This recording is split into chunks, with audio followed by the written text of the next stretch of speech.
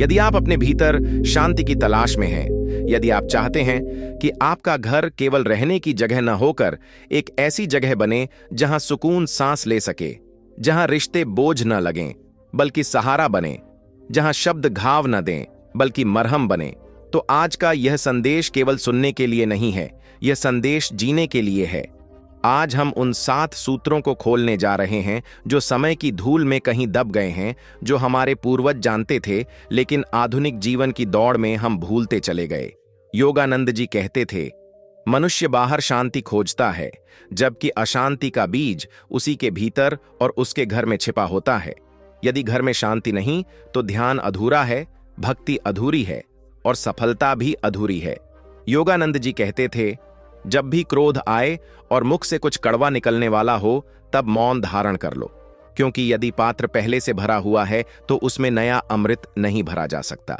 और ठीक उसी प्रकार यदि आपका मन शिकायतों, पुराने किस्सों, अपमान और अपेक्षाओं से भरा है तो वहां प्रेम का प्रवेश असंभव हो जाता है। सबसे पहले यह समझना आवश्यक है कि घर कोई रणभूमि नहीं है, लेकिन दुर्भाग्य से हम इसे युद्ध स्थल बना देते हैं।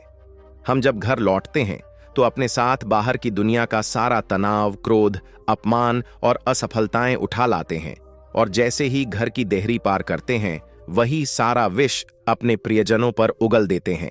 योगानंद जी का पहला संकेत है शून्यता। जब भी घर की देहरी पर कदम रखें तो बाहर के संसार को वहीं छोड़ दें। जैसे मंदिर में प्रवेश से पहले जूते उतारते हैं, वैसे ही अहंकार, क्रोध और शिकायतें भी बाहर उतार दीजिए। एक बार किसी ने योगानंद जी से पूछा, गुरुदेव, सुखी घर का रहस्य क्या है? उन्होंने उत्तर दिया, जो बीत गया उसे मृत मानकर त्याग दो। हम अपने घरों में वर्तमान के साथ नहीं रहते, हम अतीत के भूतों के साथ रहते हैं। 10 साल पहले तुमने यह किया था, उस दिन तुमने मेरा अपमान किया था, तुम कभी नहीं बदलोगे। जब तक आप इन मरे हुए पलों को ढूंढ ढूंढ कर जीवित रखते रहेंगे, घर घर नहीं बनेगा, वह श्मशान बन जाएगा। स्वर्ग केवल वही है जहां आज है। घर को मंदिर बनाने के लिए सबसे पहले पुरानी शिकायतों की आग को बुझाना होगा। अब आइए उन 7 स्तंभों की ओर चलते हैं जिन पर एक सुखी परिवार का निर्माण होता है। पहला सूत्र, कठोर वचनों का त्याग। घर की 90% समस्याएं केवल एक कारण से उत्पन्न होती हैं, हमारी जीभ। योगानंद जी कहते थे, शब्दों में वह शक्ति है जो बिना शस्त्र के भी घाव कर सकती है, और वही शब्द मृत को भी जीवन दे सकती है। हम अक्सर अपनों के साथ ही सबसे अधिक क्रूर हो जाते हैं। हम सोचते हैं यह तो अपना ही है, इसे कुछ भी कहा जा सकता है।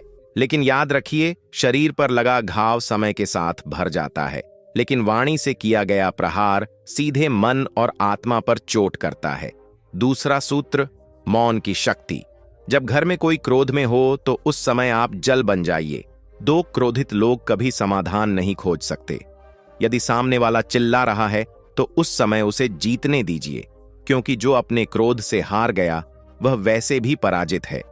कुछ समय बाद जब उसका क्रोध शांत होगा तो वह स्वयं अपने व्यवहार पर लज्जित होगा। आपकी शांति उसे बिना कुछ कहे ही बदल देगी। इसे कहते हैं सहनशीलता की शक्ति। तीसरा सूत्र, अपेक्षाओं का विसर्जन। दुख का मूल कारण क्या है? योगानंद जी कहते थे, तृष्णा। और रिश्तों में तृष्णा का रूप होता है अपेक्षा। जब आप अपेक्षा रखते हैं तो आप प्रेम नहीं करते, आप व्यापार करते हैं। मैंने यह किया तो तुम्हें वह करना होगा। यह व्यापार है, प्रेम नहीं। जहां अपेक्षा है वहां पीड़ा निश्चित है। चौथा सूत्र, क्षमा का महत्व। रात को सोने से पहले एक मानसिक स्नान करें। जैसे आप शरीर की धूल धोकर बिस्तर पर जाते हैं, वैसे ही मन की खरोंचें भी धो डालिए।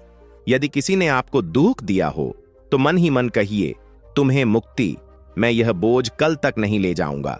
याद रखिए, जो क्षमा नहीं कर सकता वह कभी चैन की नींद नहीं सो सकता। क्षमा कमजोर का आभूषण नहीं, यह तो वीर का शस्त्र है। 5वां सूत्र, साझी सेवा, परस्पर सहयोग। एक बहुत बड़ी भ्रांति यह है कि घर के काम केवल स्त्रियों के हैं और धन कमाना केवल पुरुषों का। घर तब घर बनता है जब वहां मैं नहीं, हम होता है। जब घर का एक सदस्य बोझ तले दबा होता है और बाकी विश्राम करते हैं तो हताशा जन्म लेती है। परिवार का अर्थ है सहयोग और सेवा। प्रेम का ही दूसरा नाम है। छठा सूत्र, सामूहिक ध्यान। जब पूरा परिवार एक साथ मौन होता है तो उनकी चेतना एक हो जाती है। उस गहरे सन्नाटे में सारे गिले शिकवे पिघल जाते हैं। बिना बोले बहुत कुछ कह दिया जाता है। यह सामूहिक ऊर्जा घर के चारों ओर एक सुरक्षा कवच बना देती है, जहां नकारात्मकता प्रवेश नहीं कर पाती। सातवां सूत्र, वृद्धों का सम्मान। एक वृक्ष कितना भी ऊंचा क्यों न हो जाए, यदि उसकी जड़ें सूख जाएं तो वह गिर जाता है।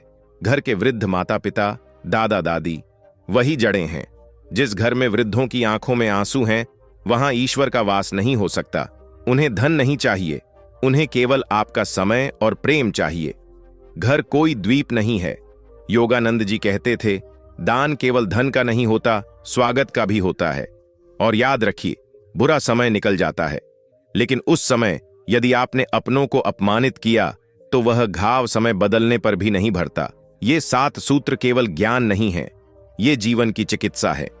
जिस घर में ये सूत्र जीवित हो जाते हैं, वह घर स्वर्ग बन जाता है। आज ही से शुरुआत करें। यदि आप सच में अपने जीवन में सकारात्मक बदलाव चाहते हैं तो नीचे कमेंट में केवल एक शब्द लिखिए, मैं तैयार हूं।